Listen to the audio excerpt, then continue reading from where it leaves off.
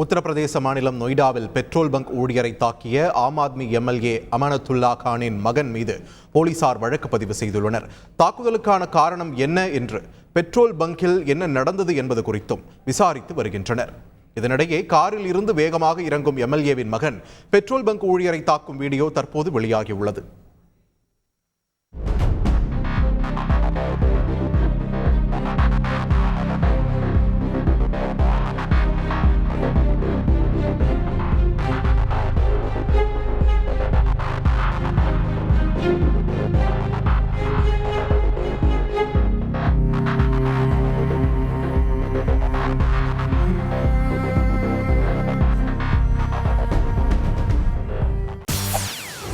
செய்திகளை உடனுக்குடன் தெரிந்து கொள்ள உடனே சப்ஸ்கிரைப் பண்ணுங்க.